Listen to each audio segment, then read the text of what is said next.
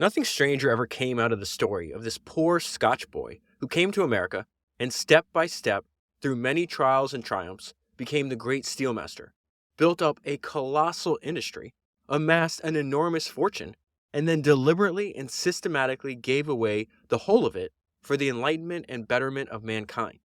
Not only that, he established a gospel of wealth that can be neither ignored nor forgotten, and set a pace in distribution that succeeding millionaires have followed as a precedent.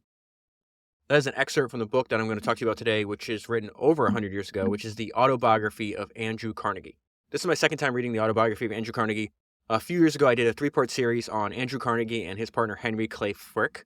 If you're interested in diving deeper into that, it's episodes 73, 74, and 75. To prepare for this podcast, not only did I reread Andrew Carnegie's autobiography, but I reread all my notes and highlights from that fantastic book, which I did on episode 73, which is called Meet You in Hell, Andrew Carnegie, Henry Clay Frick, and the Bitter Partnership That Transformed America. And so it occurred to me last night as I was rereading my highlights from Meet You in Hell, there's a handful of highlights that I think I should tell you first before we jump into Carnegie's autobiography that I think will give you context in how he approached building his businesses and what he had in common with some of other history's greatest entrepreneurs, Henry Clay Frick obviously being one of them, which is his partner, but also Jay Gould and John D. Rockefeller. And it's this idea that they started out learning bookkeeping because they thought that was the language of business. And what these guys all had in common is they were hell-bent on knowing their business down to the last cent. They were obsessed with having the lowest cost structure out of anybody in their industry. And so here's a few highlights from Meet You in Hell. The first one is this mantra that Carnegie and Henry Clay Frick would repeat. They said, cut the prices, scoop the market, watch the costs, and the profits will take care of themselves. And this autobiography does not go into nearly the detail that I think is required to understand the success of Carnegie and how important his partnership with Henry Clay Frick was. So I'll be rereading Meet You in Hell the next few weeks and making another podcast on it because it's just, there's so many lessons in that book and it's just an absolutely fantastic written book. But one thing that attracted Carnegie to Frick was two things. Here's the first highlight. It says Frick knows his business down to the ground.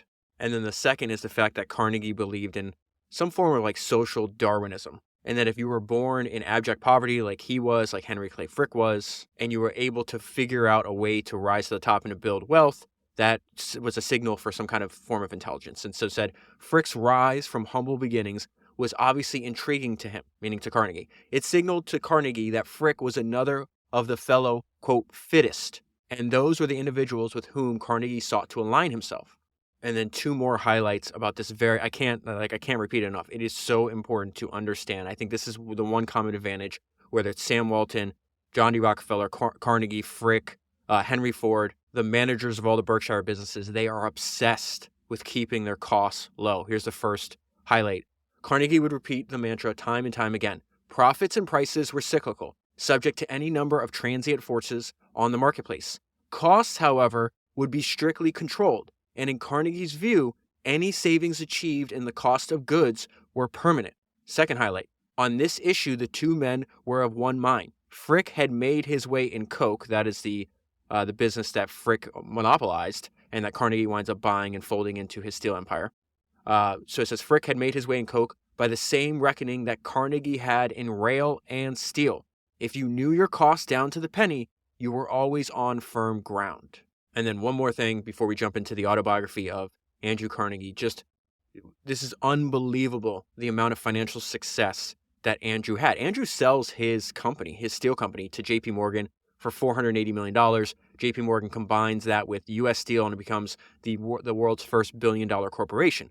Okay, so Carnegie starts the book talking about his parents' childhood, but then one of the first things he says is like why he decided to write an autobiography. I love how all this connects together. So he is going to tell us that how the autobiography of Judge Mellon, so he calls him Judge Mellon, that is Thomas Mellon. Thomas Mellon is the founder of the Mellon family dynasty. I have a ton. I have like 3 books on Mellon and his sons. I just haven't got around to reading them yet. But they're one of the most important family dynasties in American business history. And so Carnegie is saying, hey, I enjoyed Judge Mellon's autobiography so much, it made me realize that I should write my own. And then I'm going to tell you how all this ties together. It's fantastic. And so Carnegie says, a book of this kind, written years ago, he means an autobiography, a book of this kind, written years ago by my friend Judge Mellon, gave me so much pleasure. The story which the judge told has proved a source of infinite satisfaction to his friends and must continue to influence succeeding generations of his family to live well. In like manner, I intend to tell my story. And I thought that was really interesting because when I reread that, I thought of what Mellon said. So Carnegie is influenced by Mellon. Mellon, in turn, was influenced by the Autobiography of Ben Franklin. This is a quote, a highlight I have from the biography of Benjamin Franklin, written by Walter Isaacson. And it said, Thomas Mellon erected a statue of Franklin in his bank's headquarters. He declared that Franklin had inspired him to leave his family farm and go into business. And this is what Mellon said. This is the exact person that Carnegie had just read the autobiography of. I regard the reading of Franklin's autobiography as a turning point in my life. Here was Franklin, poorer than myself, who by industry, thrift, and frugality had become learned and wise and elevated to wealth and fame. I read the book again and again and wondered if I might not do something in the same line by similar means. And so the reason I'm glad that Carnegie put that at the beginning of the book, because this book is only 330 pages. It is actually incredibly difficult to read. It's not 330 pages. It's like double that, because you have to, at least I had to, reread many pages twice to actually understand what he's saying. But it also jumps around a lot. So I would think of what you and I are going to go over today as more of like random thoughts and ideas that he found valuable throughout his life. And the first of those ideas that I think is really valuable is default optimism as a grand rule for life. And he says, I think my optimistic nature, my ability to shed trouble and to laugh through life must have been inherited from my grandfather, whose name I'm proud to bear. A sunny disposition is worth more than fortune. Young people should know that it can be cultivated, and that the mind, like the body, can be moved from the shade into sunshine. Let us move it then. Laugh trouble away if possible, and one usually can. And then he goes right into another idea that I think is fantastic. You and I have talked about this. This is something we learned from Warren Buffett on episode 100. It's this idea of inner scorecard, that the most important judge of your life story is actually yourself. And so Carnegie turns that into a motto that he uses for his entire life. He calls it the judge within. The judge within sits in the Supreme Court and can never be cheated. Hence the grand rule of life. Your own reproach alone do fear. This motto, adopted early in my life, has meant more to me than all of the sermons I ever heard. And so I want to jump right into the life circumstances that motivated Carnegie to build wealth. And at this point in his life, he's a young boy living in Scotland, and a change in technology is actually going to send his family into poverty because his father did not react fast enough. His father manufactured linen, but he did it by hand. And it says the change from hand loom weaving to steam loom weaving was disastrous to our family. My father did not recognize the impending revolution and was struggling under the old system. His looms sank greatly in value, and it became necessary for my mother to step forward and endeavor to repair the family fortune. So she opened a small shop. I remembered that shortly after this, I began to learn what poverty meant. And this is his reaction to this. And then and there came the resolve that I would cure that when I got to be a man. This is an unbelievably important story to understand Andrew Carnegie and his approach to building his business. He was the opposite of his father. His father was run over by technological revolutions. Andrew Carnegie built his wealth as a result of responding to and being ahead of technological revolutions. This reminded me of, all the way back on Founders number 242, I read the fantastic biography of Francis Ford Coppola. And there's a fantastic line in that book that I think describes something that repeats throughout human history. And it says, you can always understand the son by the story of his father. The story of the father is embedded in the son. That is exactly true for Andrew Carnegie. In Coppola's case, he was spent with, his dad was frustrated, often unemployed. He hated anybody who was successful. And Francis took his own father's failing and directed it into this insane work ethic and drive to be successful. And so Carnegie is a child. I think he's 8, maybe 10 years old, maybe 11 years old at this point in the story. And he's realizing, oh, wait a minute. If you don't take advantage of the increase in technology in your industry, you could be thrown into a life of abject poverty. So one of the main lessons that I learned, 3 or 4 years ago from this book, probably the main lesson, is my interpretation of how Andrew Carnegie built his business. And it's something I've repeated dozens of times on the podcast. And it says, invest in technology. The savings compound. It gives you an advantage over slower moving competitors and can be the difference between a profit and loss. We are very far away from, there's a bunch of businesses that Carnegie is going to be engaged in before he finds the steel business, which is where he made all of his wealth, right? Now he's a rich man before he in relative terms, a rich person before he starts working in steel, and he becomes one of the richest people in the world, right? And what was fascinating is that he was an early adopter of this thing called the Bessemer process, right? And he's in America at the time. The Bessemer process is being developed in England.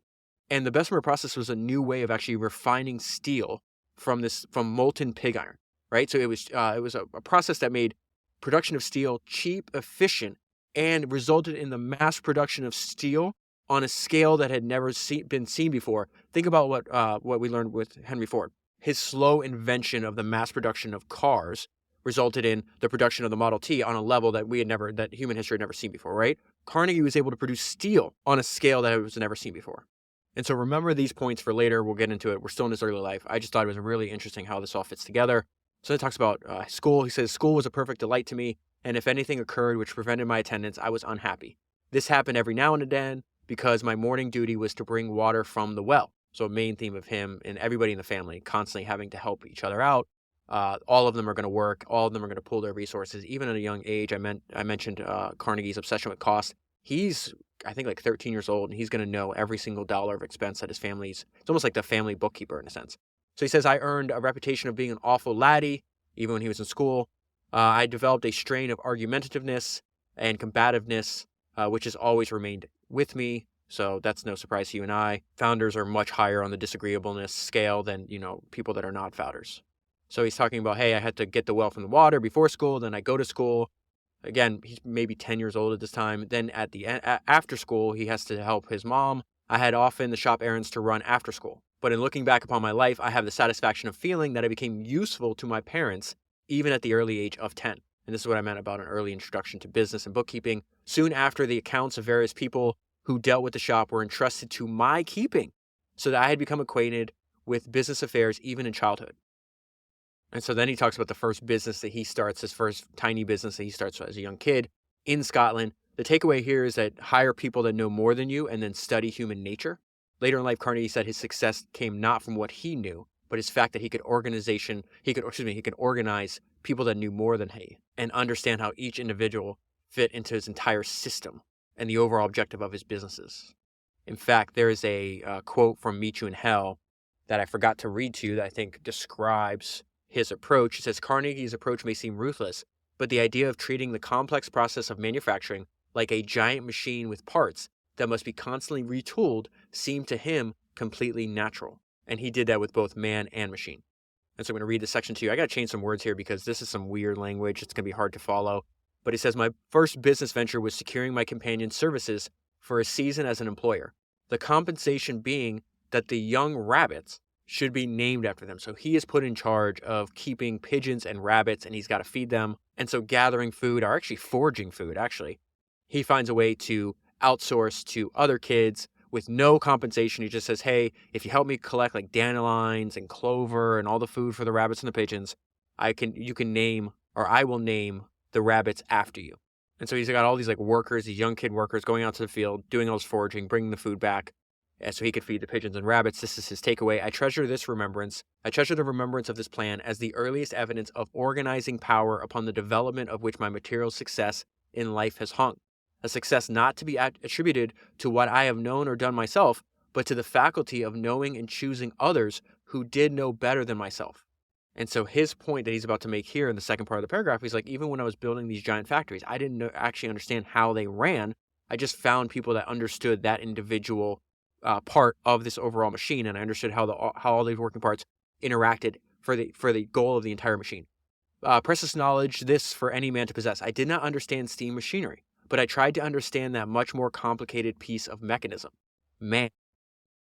So then he talks about this is the very end of his dad's business. They have to sell all the looms and the furniture by auction. The problem is these are meager assets. They're outdated technology. He says the proceeds of the sale were most disappointing.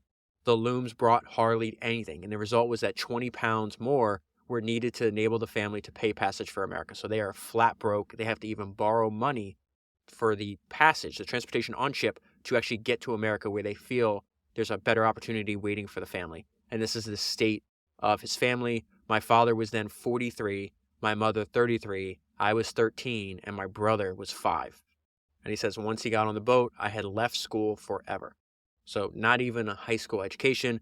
I would just ask you to put yourself in his father's shoes for a minute and how devastating this would have to be Picture yourself 43 years old, you're married, you have 2 small children to support, you have to leave the only country you've ever known, and you don't have $1 to your name.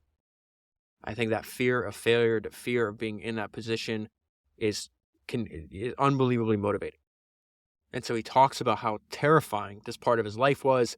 He's like, I need to be able to help out. The great question now was, what could be found for me to do? I wanted to get to work so that I might help the family to start in our new land. The prospect of want had become to me a frightful nightmare. And so he says, my thoughts of this period centered in the determination that we should make and save enough money to produce $300 a year, $25 a month, which I figured was the sum required to keep the family without being dependent upon others.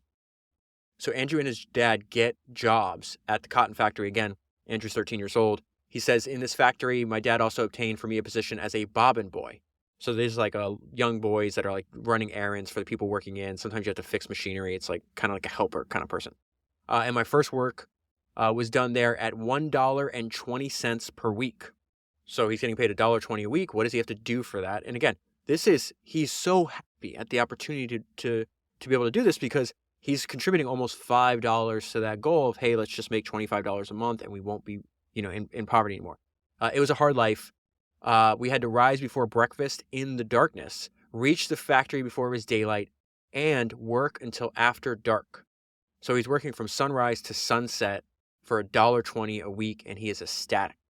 This job gave me the feeling that I was doing something for my world, which is our family. I have made millions since, but none of those millions gave me such happiness as my first week's earnings. I was now a helper of the family, a breadwinner, and no longer a total charge upon my parents. And we see his relentless default optimism here, even when he's making $1.20 a week, having to work, from sunrise to sunset. My hopes were high, and I looked every day for some change to take place. What the change was to be, I didn't know, but I felt certain if I kept on, it would happen. And when Carnegie was a young boy, one of his heroes was the Scottish hero, William Wallace. And so at this point, he's like, I'll just ask myself, what would William Wallace do? And he says, at that point in my life, I was not beyond asking myself what Wallace would have done and what a Scotsman ought to do. One thing I was for sure, he ought never to give up. And so the note I left myself when I read this the first time was manic levels of optimism. This is another theme in Andrew Carnegie's life. I think a main lesson of his life story is do the best you possibly can with the job that's right in front of you. If you do the best possible as you can with the opportunity that's right in front of you, it's going to unlock opportunities you can't possibly foresee. He's constantly taking like an entry-level job, doing a really good job, then getting promoted, then he gets promoted again and again. And so this happens at the factory, and it says, it now became my duty to bathe the newly made spools in vats of oil. I never succeeded in overcoming the nausea produced by the smell of oil. But if I had to lose breakfast or dinner, I had all the better appetite for supper, and the allotted work was done. So I know that's funny writing, but think about what he's saying there. The smell of oil made me sick, and it made me vomit. Oh well, I'll have more room in my stomach for dinner. So eventually he's going to move from the factory into the office. This is what I meant about being skilled in bookkeeping. His supervisor is named Mr. Hay. Mr. Hay kept his books in single entry, and I was able to handle them for him. But hearing that all the great firms kept their books in we kept hearing that all the great firms kept their books in double entry. So he's got like a small group of super motivated, like consider them like other fellow ambitious friends that are in a similar position where he is in life, but they're not satisfied and they want to rise together. So he's got a small group. It's like four or five other boys. He says, we all determined to attend night school during the winter and learn double entry bookkeeping. And so what Andrew will do is he's constantly willing to jump from job to job if the opportunity is better. There's a guy, so the two main, at this point in American history, the two main technological revolutions that are taking place are the railroad industry and the telegraph industry. And so Carnegie's going to play a role in both by working for both telegraph companies and railroad companies that lead him to starting his own businesses later on.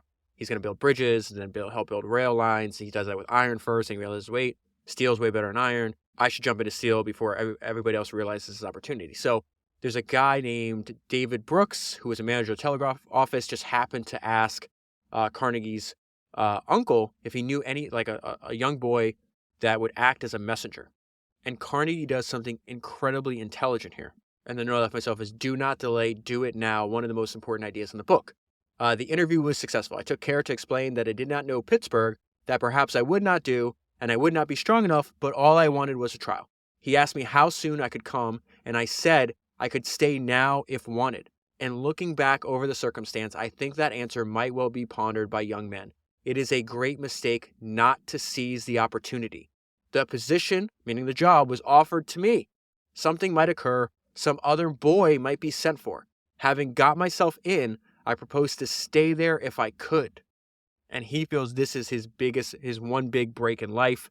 And that is how in 1850 I got my first real start in life. From the dark cellar, running a steam engine, so out of the factory into the office. So you can think about this, running a steam engine at $2 a week, being covered with dirt.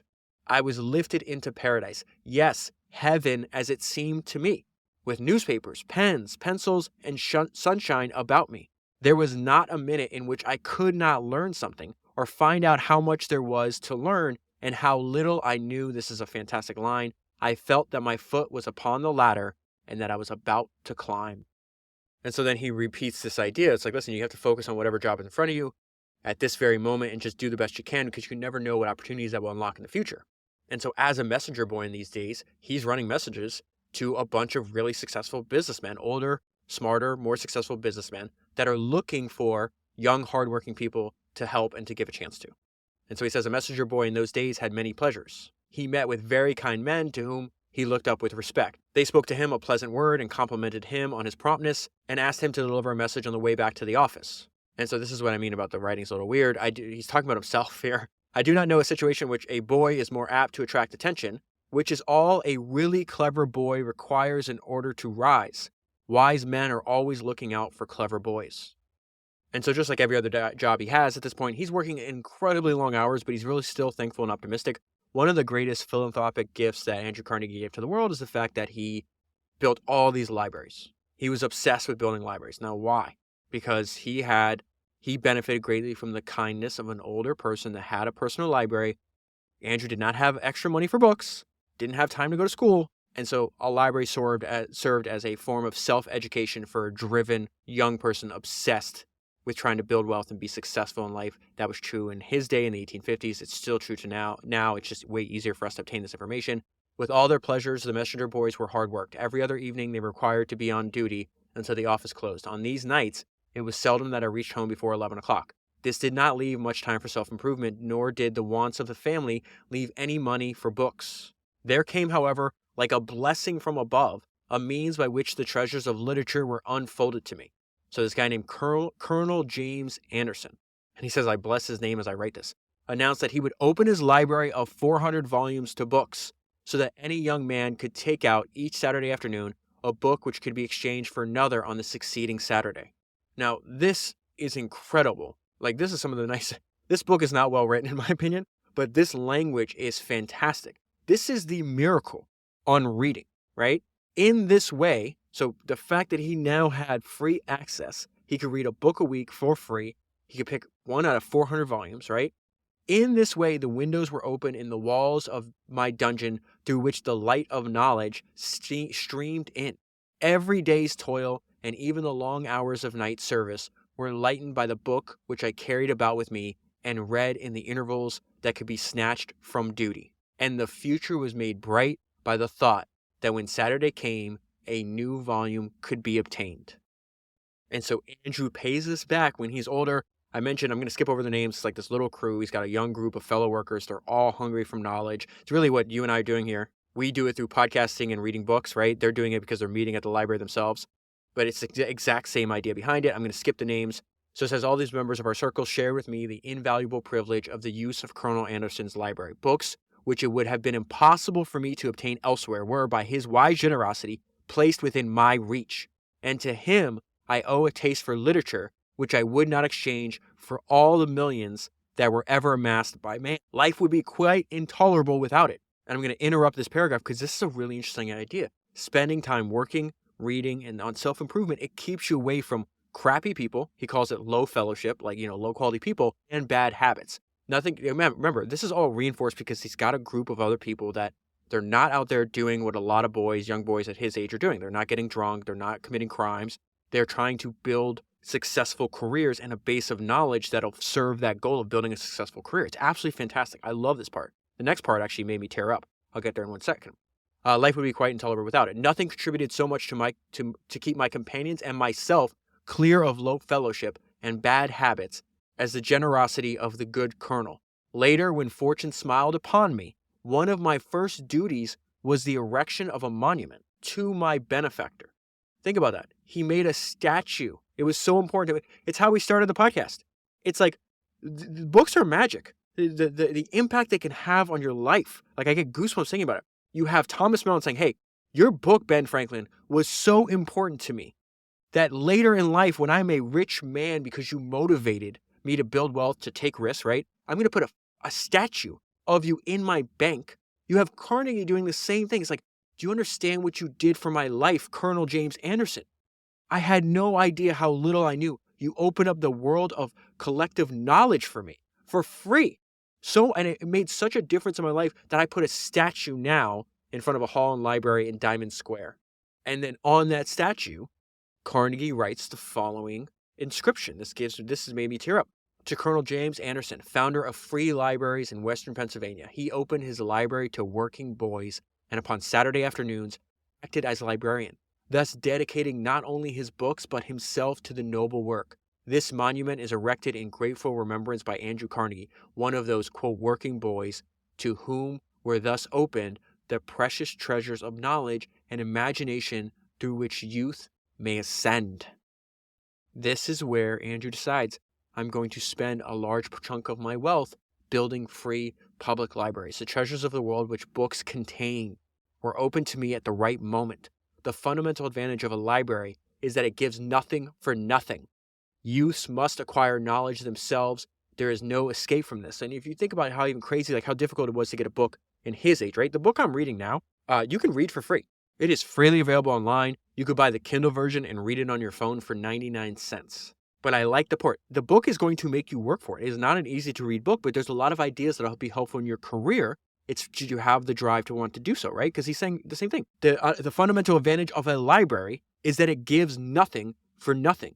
Youths must acquire knowledge themselves. There is no escape from this. And I've told you about this before. I think you combine this idea, right? That a library will give you nothing for nothing. You have to actually pick it up. You have to actually do the work. You have to actually read the words. You have to think about what they're meaning. You have to take notes. You have to review this. You have to do all these things, right? Makes me think of, I combine that idea to what I consider is the best talk on YouTube for founders. It's called, I've told you this a million times, Running Down a Dream by Bill Gurley. I will leave a link in the show notes. If you haven't seen it, you can just type it in YouTube. It is a crime that video has less than 100,000 views. But by watching that video, you'll see the great lengths that so many people go to actually chase their dreams and make their dreams a reality. Every single person covered in that video knows the fundamental advantage in using a library or any kind of learning, right? And a lot of them were readers.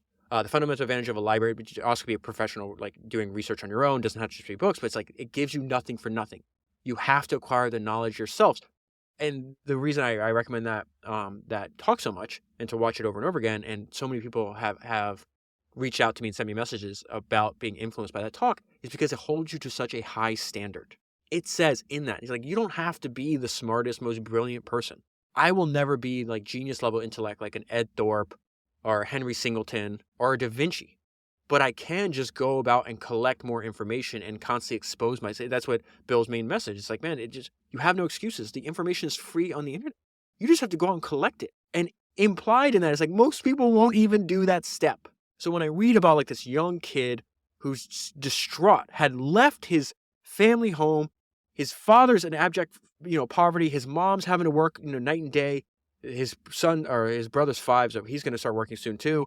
And it's just like, you see, it's like he was so hungry for any kind of information that would get him out of the situation he's in. Imagine working from morning till night and not going home and, laying about, but reading, but searching, but pushing. I love this part of the story. And then another note I forgot to read to you that I thought was funny about the section. Books don't read themselves. Okay, so he's working inside of a telegraph office at this point. This is something I mentioned earlier, that he's kind of like the bookkeeper of his family. They clearly put a lot of responsibility on him. They saw that, he was young and gifted. So he says, I did not spend any of my extra dimes. Every penny that I could save, I knew was needed at home. My parents were wise and nothing was withheld from me. I knew every week the receipts of each of the 3 who were working, my father, my mother, myself, and I knew all the expenditures. He's doing the exact same thing at 13. As he says later on in life, if you know your costs down to the penny, you're always on firm ground.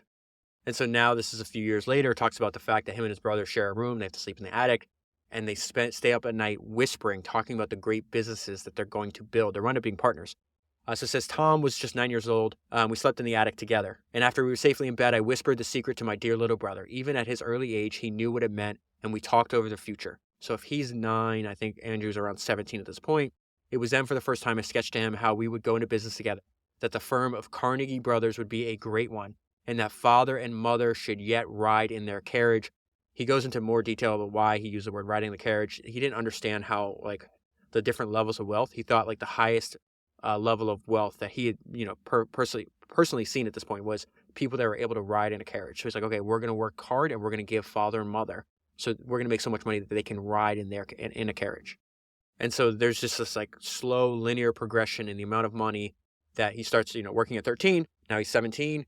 He's now getting a raise. He gets a raise, a $2.25 month a raise. Remember, he's like, we just got to make $25 a month. He's now making $13.50. So he's halfway there by himself. And the reason this is etched in his life, even many, many years later, he's writing this book maybe 50 years later, whatever the case is, it's because how proud his parents were. I produced the extra $2.25. The surprise was great, and it took some moments for them to grasp the situation, but it soon dawned upon them. Then father's glance of loving pride and mother's blazing eyes, soon wet with tears, told their feeling. It was their boy's first triumph, meaning himself, and proof positive that he was worthy of promotion. No subsequent success or recognition of any kind ever thrilled me as much as this did.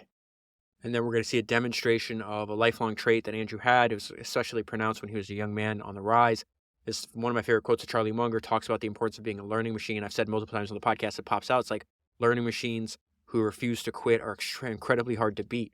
Charlie Munger says, I constantly see people who rise in life who are not the smartest, sometimes not even the most diligent, but they are learning machines. They go to bed every night a little wiser than they were when they got up. And boy, does that help, particularly when you have a long run ahead of you. That perfectly describes where we are in Andrew Carnegie's life.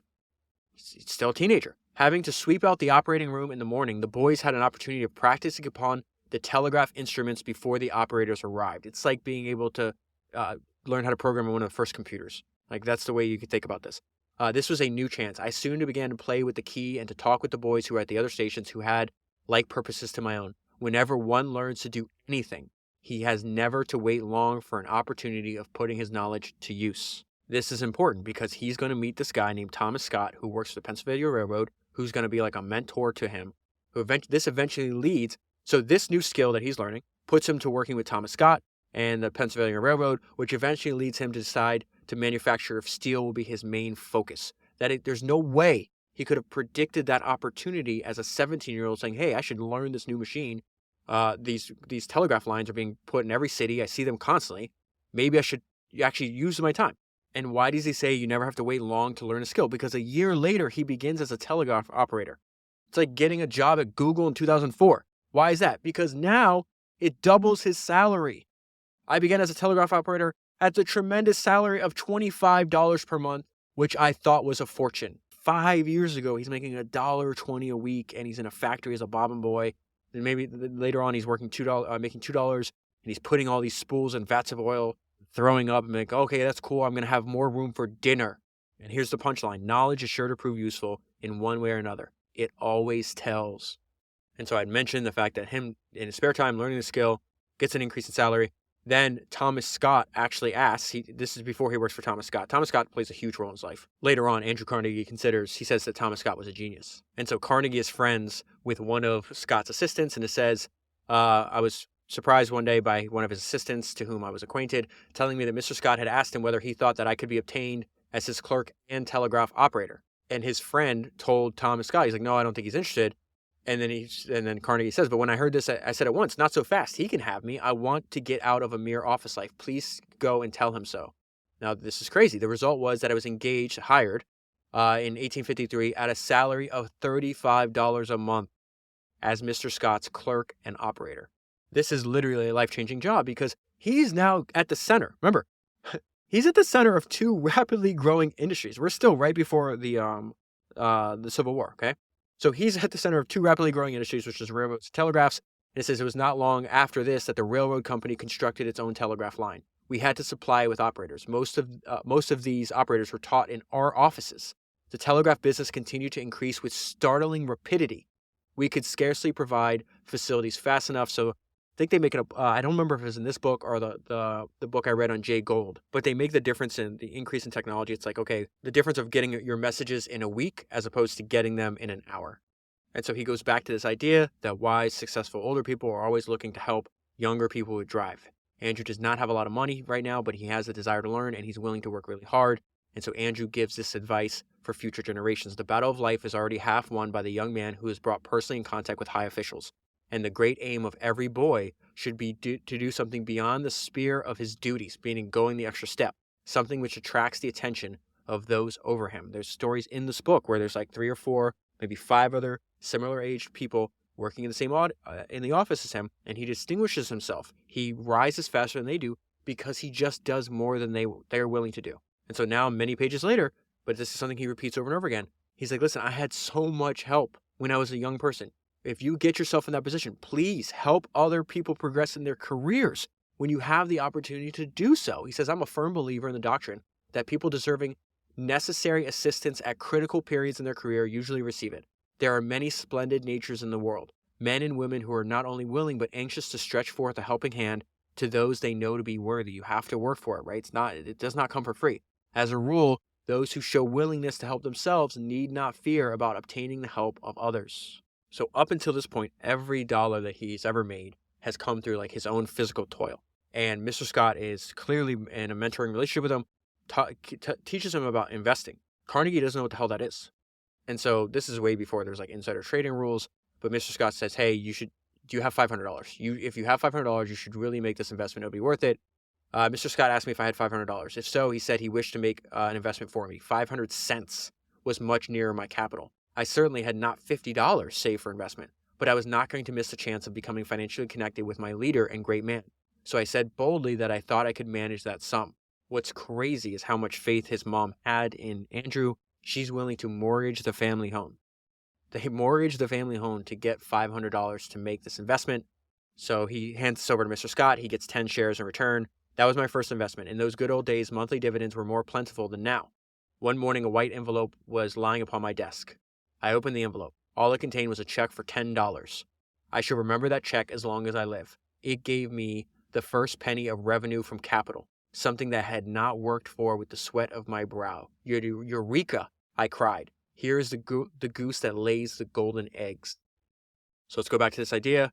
He's working in that office. Took time, his spare time, he learned the telegraph, how to operate a telegraph, becomes a telegraph operator, does a good job at that, gets recruited to work for Mr. Scott. Now this is many years later. Mr. Scott works for Pennsylvania Railroad, but now during the Civil War, he is I think he's Assistant Secretary of War, if I'm not mistaken. And as a result of this, he brings Andrew, much younger person helping him, to Washington to help with his work. As a result of that, Andrew Carnegie gets to meet Abraham Lincoln. And this is what Carnegie thought of Lincoln. Lincoln would occasionally come into an office and sit at the desk awaiting replies to telegrams. He was certainly one of the most homely men I ever saw. But when excited or telling a story, intellect shone through his eyes and illuminated his face to a degree which I have seldom or never seen in any other. His manners were perfect, and he had a kind word for everybody, even the youngest boy in the office. And so far, he's mastered the telegraph. He's learning a lot about the railroad industry. He winds up telling them about a new way to make railway cars, but also railway lines. He gets a small interest in this business. And this reminded me of Jeff Bezos writing in his shareholder letters last week that you have to use trends in technology to your advantage, that you need to use them as a tailwind instead of ignoring them and wind up being a headwind to your career.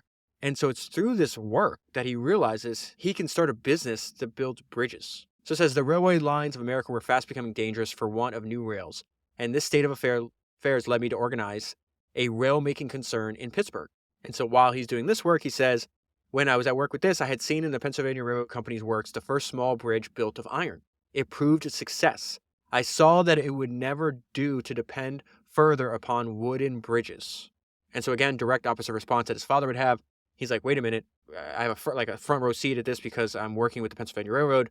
They're replacing, they had all this problem with wooden bridges. They figured out a way to build railroad bridges with iron. It was so superior, I realized right then and there, no one's going to build wooden bridges anymore. This is going to be the future. I should start a bridge building company building bridges out of iron. And so he says, I would organize a company to build iron bridges. I asked my friend, Mr. Scott, that's his mentor, of the Pennsylvania Railroad, to go in with us in the venture, which he did. Each of us paid for 1/5 interest at a cost of $1,250. Looking back at it now, the sum seemed very small, but tall oaks from little acorns grow. And so this goes back to this idea that you and I talk about all the time. You're not supposed to copy the what, you copy the how. He spots the opportunity for iron bridges while working with the Pennsylvania Railroad, right? Jay Gould spotted the opportunity for telegraph to building telegraph companies during his work on the railroads. Peter Thiel spotted the opportunity for Palantir based on solving payment fraud at PayPal. Keep your eyes open. You never know when these insights that you just happen to notice are going to turn into giant companies. And so he goes into one of his main lessons that he learned from his bridge building business, that the surest foundation of a business is on the quality of its product. The Keystone Bridge Works has always been a source of satisfaction to me. Almost every concern that had undertaken to erect iron bridges in America had failed.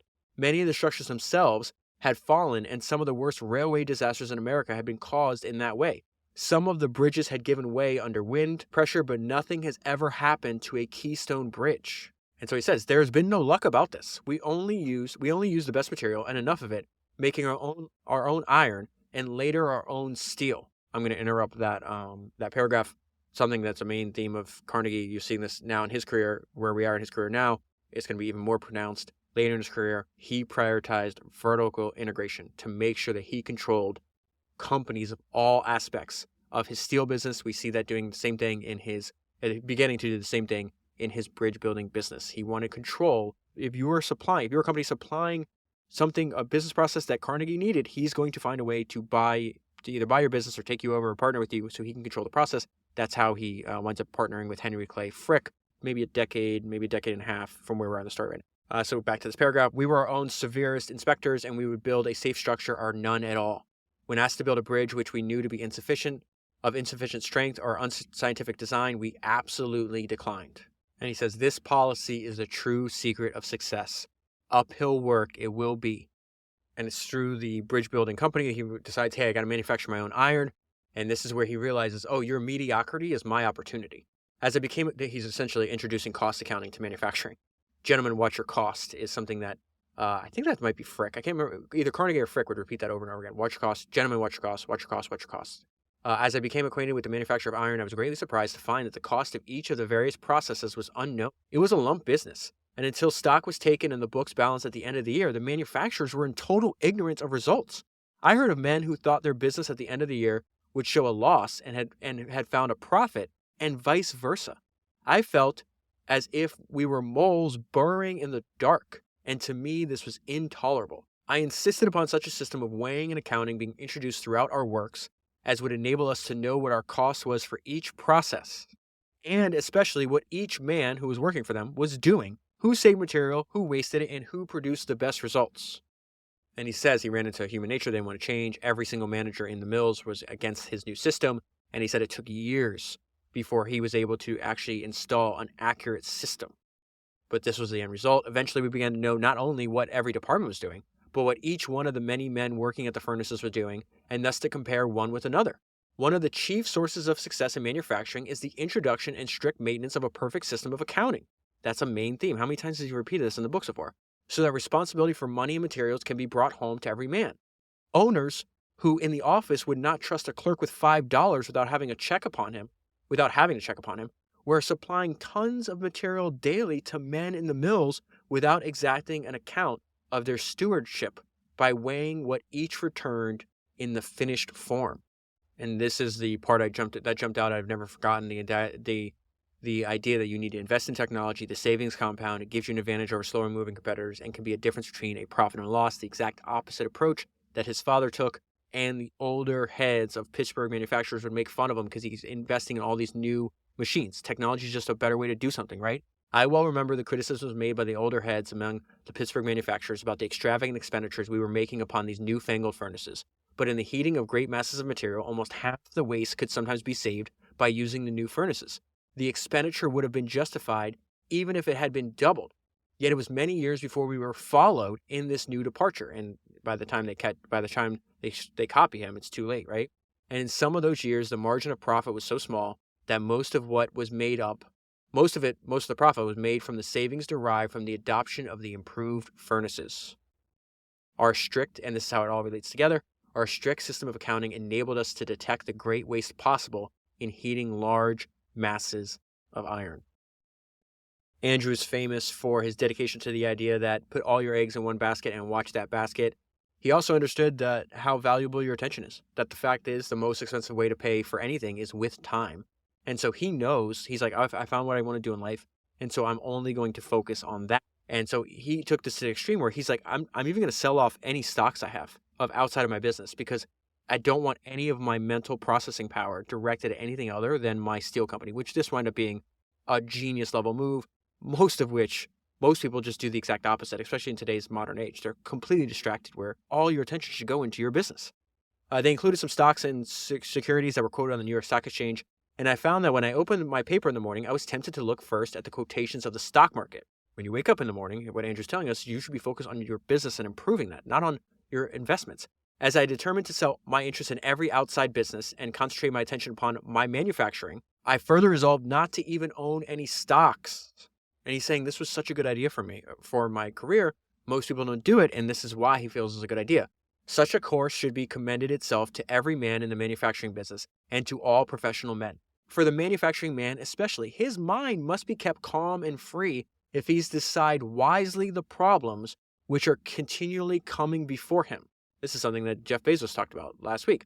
Nothing tells in the long run like good judgment, and no sound judgment can remain with the man whose mind is disturbed by the mercurial changes of the stock market. His mind is upon the stocks and not upon the points that require calm thought. And so he picks up the same idea later on, quotes that quote I just said. He said, I had become interested in, building railroads in the western states. That seemed like a giant opportunity, but he realized the greatest opportunity, first of all, he can't do multiple things, right? So he's like, the greatest opportunities in steel, I got to get out of everything. And so he says, I gradually drew from all such enterprises and made up my mind to put all of one's eggs in one basket. I determined that the proper policy was to put all good eggs in one basket and watch that basket. I believe that the true road of preeminent success in any line is to make yourself master in that line. I have no faith in the policy of scattering one's resources, and in my experience, I have rarely, if ever, met a man who achieved preeminence in money-making who was interested in many concerns. So he's saying the wealth is built from one great business. The men who have succeeded are men who have chosen one line and stuck to it. It is surprising how few men appreciate the enormous dividends derivable from investment in their own business. And yet most businessmen whom I have known invest in bank shares and faraway enterprises, while the true gold mine lies right in their own factories. My advice to young men would be not only to concentrate their whole time and attention on the one business in life in which they engage, but to put every dollar of their capital into it. As for myself, my decision was taken early. I would concentrate upon the manufacture of iron and steel and be a master in that. So the method they're using to produce steel is relatively new technology. There's way more unknowns than there are known knowns. And so they have the idea, Carnegie and his partners have the idea, it's like, hey, what if we hire somebody, not just manufacturers, but actually chemists? Because Carnegie suspected there was still a ton of waste in the process. And he made this decision, and all his competitors actually thought he was just being extravagant, like he was this a ridiculous expenditure. And Carnegie had a secret for a while, because he was the only one doing this, that chemists actually make the difference between waste and profit. He says, what fools we had been. But then there was this consolation. We were not as great as fools as our competitors. It was years after we had taken chemistry to guide us that it was said by the proprietors of some other furnaces that they could not afford to employ a chemist. Had they known the truth, they would have known that they could not afford to be without one. Looking back, it seems pardonable to record, we were the first to employ a chemist at blast furnaces, something our competitors pronounced extravagant. And so he says the Lucy furnace became the most profitable branch of our business because we had almost the entire monopoly of scientific management. Then as a result of being profitable, where your competitors are losing, you can actually expand faster. Having discovered the secret, it was not long before we decided to erect an additional furnace. And so he makes the point from the very beginning, repeated throughout the book, you should really embrace technology. You should be jumping to what you feel is the superior method, not waiting for competitors to say it's the superior method, but using your own judgment. Talks about the idea. It's like, hey, everybody's using iron. We used iron in our bridge works, but it was very clear that steel was superior. And it says King Iron was about to be deposed. by the new King steel. And it's because of the work that they were doing on bridges that they said this rapid substitution of steel for iron became very obvious to them. A few pages later, it says steel had ascended the throne and was driving away all other inferior material. So he gets in early, vertically integrates, watches cost more than anybody else, and continually reinvests in technology. And the result is our profits had reached $40 million per year. And the prospect of increased earnings before us was amazing. Our successors, when he sold to the United States Steel Corporation soon after our purchase, netted $60 million in 1 year. There's a great story if you've ever read The House of Morgan, the biography of the Morgan family dynasty. I covered it all the way back on Founders number 139. But there's a hilarious story in that book where after Morgan pays $480 million for Andrew's company, it says Andrew Carnegie celebrated too quickly. He later admitted to Morgan that he sold out too cheap by $100 million. Morgan replied, "Very likely, Andrew." And after that, he goes into philanthropy, writes The Gospel of Wealth. And then most of the book is actually, I would just skip over most of the book because it has to do with politics. And then it's a weird autobiography because it just ends. He was supposed to continue writing and then he never did. So the end of the book, it says, he ends on a great line. It says, "Nothing is impossible to genius." Here, the manuscript ends abruptly. And so that is where I'll leave it. I'll leave a link below if you want to buy the book. You can read the full story. You can also get it for free online if you want to as well. But my personal recommendation, if you want to learn more about Andrew Carnegie, I think the narrative structure in the book, Meet You in Hell, Andrew Carnegie, Henry Clay Frick, and the Bitter Partnership to Change America is absolutely fantastic. You might find it interesting that the same author of Meet You in Hell is also the author of the biography of Henry Flagler that I read for episode 247. Both of those books are very fascinating. Both Meet You in Hell is about two very formidable individuals.